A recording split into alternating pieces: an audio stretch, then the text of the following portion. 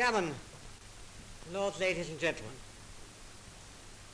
it's almost 2 years, I think, since I was with Mr. Eden working to form the Charter of the League of Nations Union. And I remember very well our hopes at that time and our realization of how vitally important it was for the peace of the world. Years.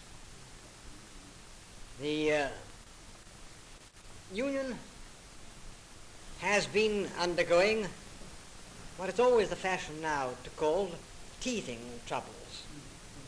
Aeroplanes, tanks, unions, I don't know if associations, they all seem to go through. It was very much the same with the League of Nations. Far more space was given to major discussions on difficult problems of peace between statesmen. Far too little space was given to the international agencies that were set up and the amount of work that was done. Well, I've grown more serious. The danger to world civilization from another world war are greater today than they were between the wars. And yet, I think it is difficult for ordinary men and women to keep their minds alive all the time to the magnitude of the efforts that are discussed in the United Nations organization, and to realize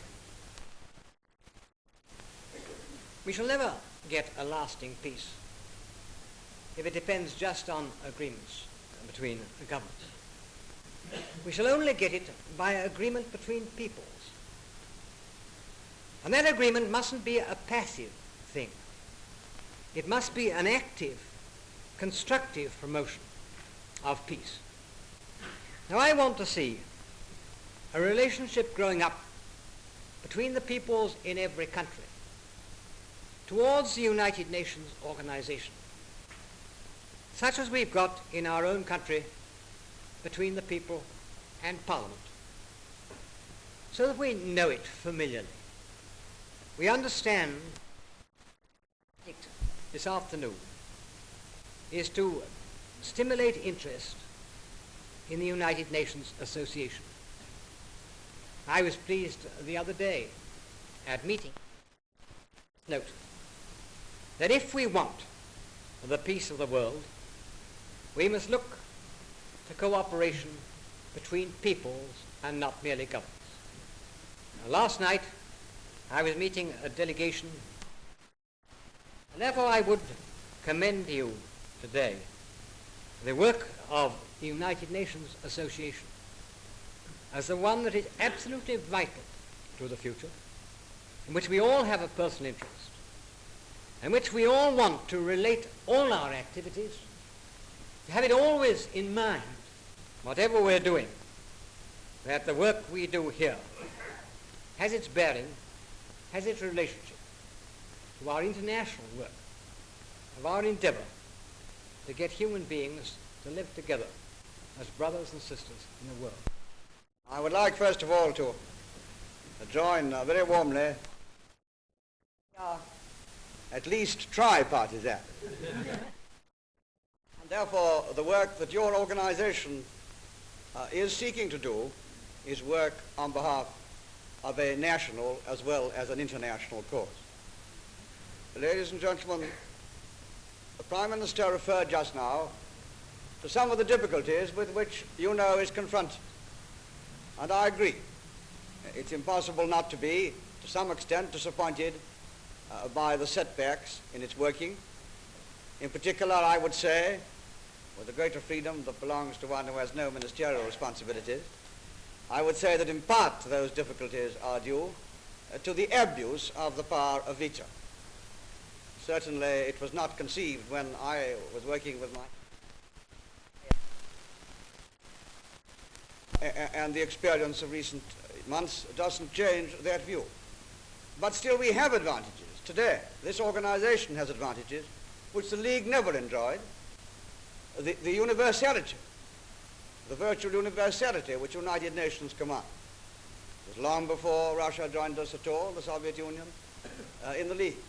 And what would we not have given for cooperation from the United States, as is being given now wholeheartedly to the United Nations? Oh, it's no exaggeration. Club which is worthwhile to belong to. They will be more ready to make the contribution that is called from them of membership.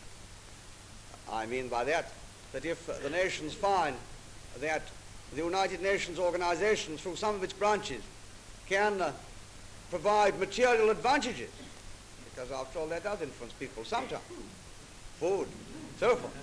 If they find that they can gain material advantages as well as the greater chances of peace, they may be more willing perhaps to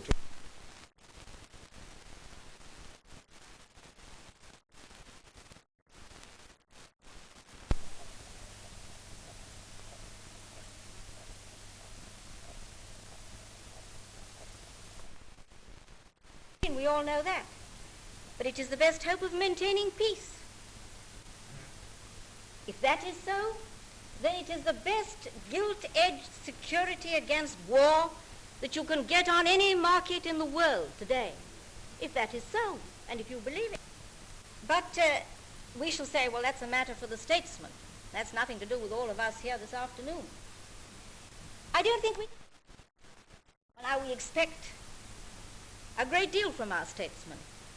We expect untiring devotion, endurance, and patience from our Foreign Secretary. And I think we can say that we've received that in rich and rare measure today. They would agree with me. And we've got to recognize that there is a feeling of disillusionment in this country about UNO. From all one hears, it's common to all countries. And I believe that the glad, confident, perhaps overconfident mood is gone. And only living...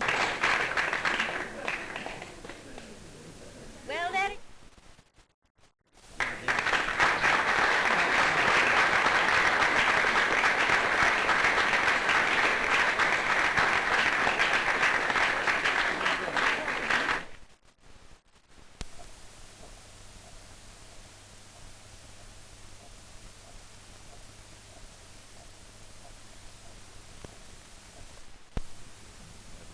Now, the Prime Minister has said this afternoon that in the old days of the League, we always heard of the failures, but we didn't always hear of the successes. How true that was. But I don't think that we are really true friends to UNO if we are just wishful thinkers. I think we must be candid friends.